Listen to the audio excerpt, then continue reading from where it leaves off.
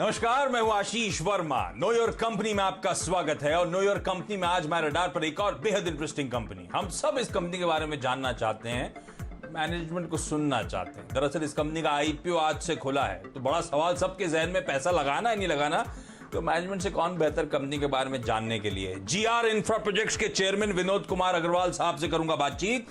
Headlines के उस पार Bhasin sir और गाबा सर से भी होंगे हम रूबरू। तो शुरुआत इस वक्त की हेडलाइंस के साथ।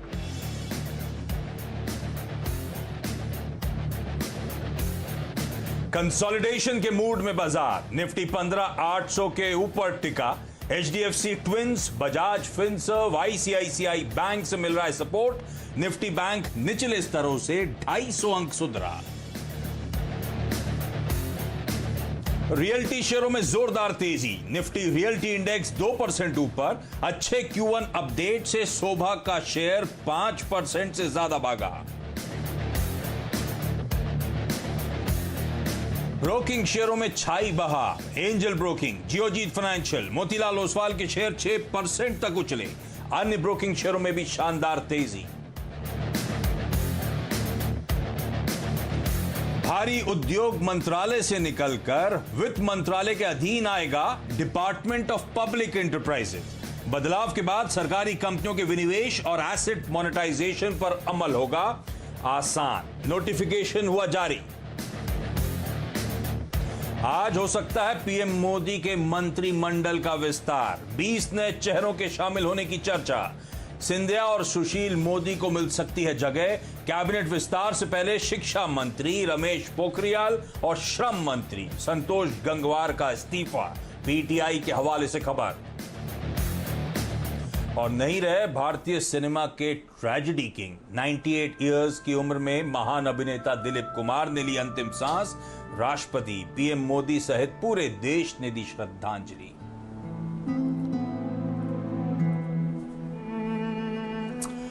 क्विकली भारतीय बाजार आप लोग की स्क्रीन पर वापस एकदम फ्लैट लाइन पे जाते हुए, महज 3 पॉइंट ऊपर निफ्टी इस समय, तो थोड़ा सा ऊपरी स्तरों से वापस ठंडे पड़ते हुए आज कल की फ्लैट लाइन के आसपास ही कंसोलिडेशन का दिन अब तक नजर आ रहा है।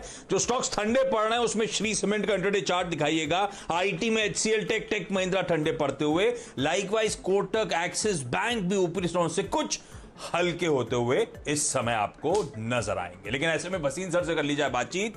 Bhasin sir, good afternoon. क्या आउटलुक है मार्केट्स को लेकर सर, और इस समय की बढ़िया वाली पिक्स कौन सी हैं? Good afternoon Ashish ji. तो मार्केट का मोमेंटम कायम है। कल आपको बता दें Sensex hit a new high, और निफ्टी में तो थोड़ी सी वॉलेटिलिटी आ गई because of Tata motor. People have misunderstood the guidance, they have just indicated that the chip market is tight, so demand is so strong, but they may be a quarter और सो of weakness. आज उनकी clarification भी आ जाएगी। उसके अलावा सबसे बड़ी development यह है आशीष जी कि कल bond yield hit a 6 month low in the US, और जिसकी सबसे बड़ी उत्तेजना थी इन्फ्लेशन वगैरह, वो मॉडरेट हो रहा है। तो बैंक्स के लिए इससे अच्छा टाइम नहीं। आपको बता रहा हूं 37,000 जाएगा बैंक निफ्टी, और सारे मेरे पिक्स आज की डेट में बैंक्स हैं। एक अपडेट दे दूं, 208, 210, 212 में आरबीएल बैंक दिया था, आज 223 रुपए है, 23 रुपए 60 पैसे। और RBL is come out with very good guidance and very strong Kasa ratio. अब आप कहें गोदरेज प्रॉपर्टी दूसरा आउट परफॉर्मर है।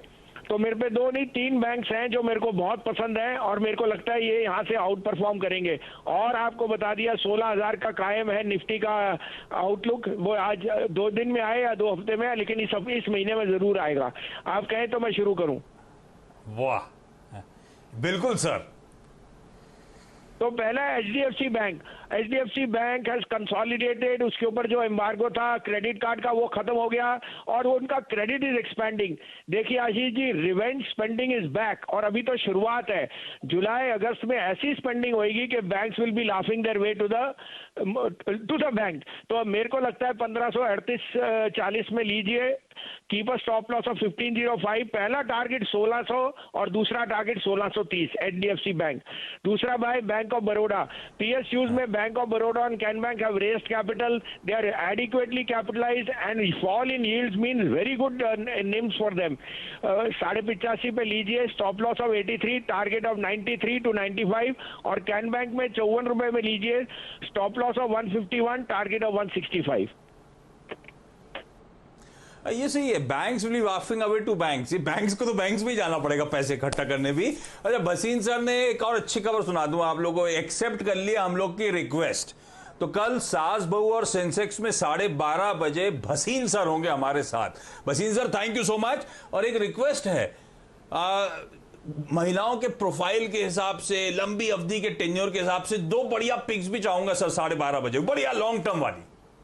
अरे जरूर आशीष जी, महिलाओं की वजह से तो हम हैं, तो उनके लिए तो सबसे पहले सर आंखों पे, तो कल आपको बढ़िया पिक्स मिलती हैं सर। अरे वाह, तो कल मुलाकात होनी है भसीन सर से 12:30 बजे। गाबा सर को स्क्रीन पर दिखाइए। Bhasin sir, thank you so much. Gaba sir, कैसा मूड है? सुबह से कोई ट्रेड लिया क्या? हाँ, एक जो कल का था वो आज बेच दिया, प्रॉफिट कमा लिया, फिर भी और एक ट्रेड लिया बस। और आजकल ओवरनाइट ट्रेड लेने लगे क्या? हाँ जी, आजकल ओवरनाइट ट्रेड लेने लगे क्या? आप तो खत्म कर देते थे शाम को। कभी कभी लेता हूँ। कल का एक लास्ट के 3 मिनट में लिया था, थोड़ा रिस्की ट्रेड था लेकिन लिया था। फिर सुबह को थोड़ा स्ट्रेस मोमेंट था, आए थे, कोई बात नहीं, जो होगा होगा, दिखा जाएगा। फिर उसमें अच्छा मुनाफा मिला। हाँ,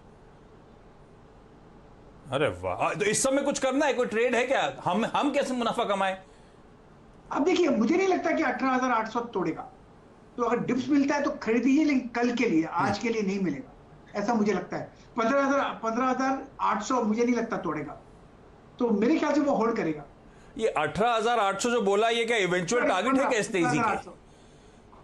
15,800 गलती हो। आदि में समझ तो गए, हम सब समझ गए थे। ठीक है, तो खरीदारी करने के मौके आज के लिए नहीं, कैरी करने के लिए वो ट्रेड आपके लिए होंगे। अच्छा गाबा सर, एक और स्टॉक केल्टन टिक, बहुत ज्यादा चर्चा में नहीं आता, तो उसका आप स्टॉक देख लीजिए एक बार। बड़ा अच्छे अपडेट्स इस कंपनी की तरफ से आए कि $100 बिलियन की करंट रेवेन्यूज को बढ़ाकर 300 बिलियन करेंगे। बड़े एग्रेसिव हायरिंग प्लान्स वगैरह इस कंपनी के। चार्ट पे कुछ दमखम है क्या? देखिए, ये इसका जो चार्ट है, पैटर्न उसके हिसाब से ऐसा है कि on the verge of breakout, मतलब ब्रेकआउट की वर्ज पर है। वो लेवल कहां पर है? वो मेरे ख्याल से लेवल 75 के पास है। एक बार 80 चला आ गया तो ब्रेकआउट समझो आ गया, वहां पर ले लेना चाहिए, फिर 100 जाएगा, क्योंकि ये अप मूव ऑन है। अब इसका पैटर्न जो फॉर्म हो रहा है, इसको हम नॉर्मली कहते हैं फ्लैग। अब फ्लैग से जब ब्रेकआउट मिलेगा तो और एक पैटर्न बनेगा, वो करीब कम से कम 100 लेके जाएगा। तो एक ब्रेकआउट की जरूरत है। अगर किसी का ब्रेकआउट का इंतजार नहीं करना है तो थोड़ा क्वांटिटी ले लीजिए। ब्रेकआउट आज नहीं मिलेगा तो कल मिलेगा, कल नहीं तो परसों मिलेगा, मिलेगा जरूर। अच्छा ठीक है, तो ये तो स्टॉक पे कॉल हो गया। और गाबा सर, सास बहू और सेंसेक्स सब आपका इंतजार करते रहते हैं बेसब्री से, आप कब आ रहे हो? जब आप बोलेंगे तो आपको मैं ना तो नहीं बोल सकता, मैं आ जाऊंगा। हाँ भी तो नहीं बोलते आप वो कहते हो सिस्टर चैनल पे हूँ, सिस्टर चैनल पे हूँ। हाँ, तो वो उनको भी नहीं आप बोलते ना, दिक्कत ये है। वेडनेसडे फ्राइडे को होता हूँ, आप ट्यूसडे और थर्सडे को आप कर लो, ट्यूसडे या थर्सडे मैं आ जाऊंगा। ठीक है, गाबा सर भी मिलेंगे आपको वहां पे, आप लोग की क्वेरी सॉल्व करेंगे। Gaba sir, thank you so much. GR Infra Projects के चेयरमैन विनोद कुमार अग्रवाल साहब अब आपको आपकी स्क्रीन पर नजर आएंगे। अग्रवाल साहब, स्वागत है और कांग्रेचुलेशंस, प्राइमरी मार्केट्स पे डेब्यू कर चुके हैं आप लोग। आज खुला ही आईपीओ, फ्राइडे को बंद होगा। 828 से 837 रुपीज का प्राइस बैंड। आईपीओ रिलेटेड सारी इंफॉर्मेशन आपकी स्क्रीन पर आएगी, मैं वहां समय वेस्ट नहीं करता। अग्रवाल सर से बिजनेस और आगे का आउटलुक पे बातचीत कर ली जाए। अग्रवाल सर, ये कंपनी रोड प्रोजेक्ट्स में है, ईपीसी और हैम खास तौर पे फोकस। तो ये स्पेस पे तो ढेरों लिस्टेड और बहुत सारी अनलिस्टेड कंपनीज ऑलरेडी हैं, ह्यूजली कॉम्पिटिटिव स्पेस है। कैसे मैनेज करते हो आप लोग, और क्या यूएसपीज हैं अगर मैं समझना चाहूं जीआर इंफ्रा प्रोजेक्ट्स के? नमस्कार सर, हम लोग जैसे इस बिजनेस में काफी पुरानी हमारी कंपनी है। बिजनेस हम लोग 1965 से कर रहे हैं, लेकिन कंपनी बना के, और कंपनी में 95-96 से हम लोगों ने कंपनी बना के उसमें किया है। लेकिन जो आप जो बात कर रहे हैं वो बिल्कुल सही है। इस बिजनेस में अभी पिछले कुछ सालों में काफी कंपटीशन बढ़ा है, लेकिन हम लोग काफी डिसिप्लिन के साथ और काफी फोकस होकर काम करते हैं। तो हम लोग हमेशा ही कोशिश हमारी रहती है कि जो भी हम लोग प्रोजेक्ट बिड करें, उस प्रोजेक्ट को टाइमली कंप्लीशन सबसे बड़ा हमारा जो रहता है, विद क्वालिटी के साथ टाइमली कंप्लीट करें। क्योंकि इंफ्रास्ट्रक्चर में अगर कोई भी प्रोजेक्ट डिले होता है तो ओवरहेड इतने बढ़ जाते हैं कि उस प्रोजेक्ट से फिर कोई कमाई नहीं हो सकती है। तो हमारा हमेशा ये फोकस रहता है कि हर प्रोजेक्ट को हम लोग टाइमली कंप्लीट करें और क्वालिटी के साथ कंप्लीट करें, जिससे एक रीजनेबल मार्जिन मिल सके। तो अच्छा, दो चीजें इंफ्रा कंपनी के साथ जुड़ी हुई, एक तो इस समय ऑर्डर बुक कितनी है और किस तरह की पाइपलाइन, किस तरह की विजिबिलिटी नजर आती है। दूसरा, इंफ्रा कंपनीज के साथ दिक्कत वाली बात होती है उनकी बैलेंस शीट पे स्ट्रेस। तो हमारे जीआर इंफ्रा प्रोजेक्ट्स में डेट कितनी है, डेट इक्विटी रिजल्टेंट कितनी खड़ी हुई है सर? सर जो पिछले 5 साल रहे हैं हमारे, जो सबसे अच्छी ग्रोथ पिछले 5 सालों में हुई है, तो हमने डेट को बड़ा अच्छे से कंट्रोल में रखा है और बैलेंस शीट को हमने बहुत अच्छे से मतलब कंट्रोल अच्छे से मैनेज करके रखा हुआ है। आज के दिन जो टोटल डेट है हमारी कंपनी में करीब 1300 करोड़ का डेट है। हमारी जो नेटवर्थ है करीब 3600 करोड़ की है और जो डेट इक्विटी रेशियो है 0.37 है। तो हम लोग जो सबसे बड़ा आज हम लोग जो बैलेंस शीट को अच्छे से रखे हुए हैं, तो इसके कारण ही हमारी आज जो रेटिंग है, क्रेडिट रेटिंग है, क्रिसिल और केयर दोनों से AA की रेटिंग है, AA स्टेबल रेटिंग है। और जहां तक ऑर्डर बुक की बात है, हमारी आज के दिन जो टोटल ऑर्डर बुक है करीब 19,000 करोड़ की है, जो आने वाले हम 2.5 से 3 साल में पूरी करेंगे। और इस साल भी गवर्नमेंट का काफी बड़ा टारगेट है रोड सेक्टर में बिडिंग करने का, करीब 3 लाख करोड़ के प्रोजेक्ट्स बिड होंगे। उसमें भी हम लोग ये समझते हैं कि एक रीजनेबल साइज हम लोग इसमें हमारे ऑर्डर बुक में ऐड करेंगे। अच्छा, ये company UP, Bihar, MP, Maharashtra और राजस्थान में लार्जली प्रेजेंट, ये हिंदी हार्टलैंड पे खासतौर पे फोकस करने की कोई वजह, या इवेंचुअली डाइवर्सिफाई करेंगे ज्योग्राफिकली, या फिर इसी ज्योग्राफीज में सीमित रहना है? नहीं, ऐसा कुछ नहीं है, क्योंकि हम लोग ग्रो यही राजस्थान से हुए हैं। हमारी कंपनी राजस्थान से बिलोंग करती है। अभी हम लोग दिल्ली शिफ्ट हुए हैं, लेकिन मेजरली हम लोग नॉर्थ के स्टेट्स में काम कर रहे हैं, लेकिन साउथ में भी, आंध्रा में हम लोग काम कर रहे हैं, और उसके बाद मिजोरम में भी हम लोग काम कर रहे हैं, मेघालय में भी काफी हम लोगों ने काम किए हैं।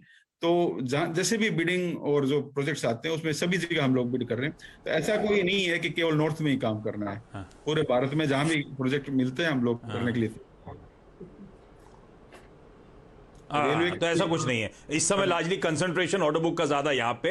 अच्छा, आपके IPO आने से पहले FY18 से FY21 पिछला 3 साल तो गजब रहा सर। 34% CAGR सालाना दर से आय बढ़ी, 32% से मुनाफा बढ़ा। पर ये हिस्ट्री है, हम अब आपके शेयरधारक बनने की तैयारी कर रहे हैं, स्टेक होल्डर्स बनने की तैयारी कर रहे हैं। ये पास्ट परफॉर्मेंस आगे रिपीट होगा ना? बिल्कुल बिल्कुल साहब, वही है, उसी के लिए तो हम आज के लिए बैठे हैं और इसी के लिए बाजार में जा रहे हैं। तो ये जो मेन हमारा जो बाजार में जाने का कारण है, हमारे जो इन्वेस्टर हैं 10 साल पुराने, उनको एग्जिट देने का है। हम लोग कंपनी में भी हम लोगों ने इतना डिसिप्लिन रखा हुआ है और इतना फाइनेंशियल कंट्रोल रखा हुआ है कि आज के दिन जो IPO में हम कंपनी लेवल पे कोई पैसा रेज नहीं कर रहे हैं। तो आगे भी हम जो स्ट्रॉन्ग हमारे जो फाइनेंशियल्स हैं उसके बिहाफ पे हम लोग आगे भी, क्योंकि गवर्नमेंट का भी फोकस बहुत जबरदस्त है। आने वाले 5 साल में गवर्नमेंट ने जो 25 नए ग्रीनफील्ड एक्सप्रेसवे डिक्लेयर किए हैं, उन पे काम शुरू होगा। तो आने वाले जो 5 साल है, पूरी ग्रोथ और सब अच्छा आगे कंपनी के लिए और कंट्री के लिए रहने वाला है। ये जो पैसा जुटा रहे हैं, सही कह रहे हैं, कंपनी में कुछ नहीं आएगा, पूरा OFS है, और उसमें OFS लार्जली जो है मोतीलाल ओसवाल का P फंड जो है वो पूरा एग्जिट कर रहा है। प्रमोटर्स 1.5% स्टेक रिड्यूस कर रहे हैं, वो भी कुछ पार्शियली, 88 से घटाकर 86.5%। ये 1.5% करने का क्या मतलब सर? ये 75% तो इवेंचुअली ले जाना पड़ेगा हमको सेबी के नियमों के हिसाब से। पर अभी हम लोग को फैमिली में भी कोई फंड्स की रिक्वायरमेंट नहीं थी, ना कंपनी में जरूरत थी। तो हम लोगों ने यही सोच के अभी IPO करना, कि IPO के लिए मिनिमम 10% की रिक्वायरमेंट थी और इन्वेस्टर को एग्जिट देना था, क्योंकि इन्वेस्टर का 10 साल पूरे हो गए थे हमारी कंपनी में। तो अभी लार्जली हम लोग इसके लिए कर रहे हैं, और फ्यूचर में 3 साल का इसके लिए टाइम है, 75 के लेवल के लिए नहीं। तो वो समय के अनुसार हम तय करेंगे। ठीक है, 3 साल में कंपनी में या जैसे भी कंपनी में नहीं जरूरत हुई तो प्रमोटर लेवल पे डाइल्यूट करना ही पड़ेगा उसको। हाँ, 3 साल का समय है, बस एक ओवरहैंग बनेगा। लेकिन हाँ, वो 10 साल से PE फंड इन्वेस्टेड था, और मैं देख रहा था 10 साल में 30% प्लस का CAGR रिटर्न बना के दिया अग्रवाल सर ने। अग्रवाल सर, बस इसी उम्मीद में कि इसी तरह के रिटर्न हमको अब लिस्टिंग के बाद दिलवा दीजिए, मजा आ जाएगा।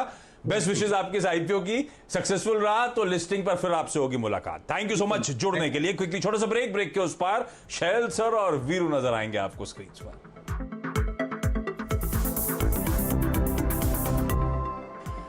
ब्रेक के बाद आपका स्वागत है, और दिखाइए शैल सर और वीरू को स्क्रीन पर। शैल सर, आज तो मार्केट बड़ा डिसिप्लिन्ड है, ना लेफ्ट जा रहा है ना राइट। तो यूं समझिए आशीष जी, बिल्कुल सुस्त पड़ा हुआ है निफ्टी कम से कम, और कोई खास मूवमेंट नहीं इंडिविजुअल स्टॉक्स में, निफ्टी के और ब्लू चिप्स में। लेकिन एक्शन मिड कैप्स में देखते ही बनता है।